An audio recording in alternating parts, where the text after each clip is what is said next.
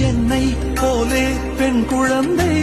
உன்னை போலொரு ஆண் குழந்தை, நாம் வாழ்ந்த வாழ்வுக்கு சான்றாவது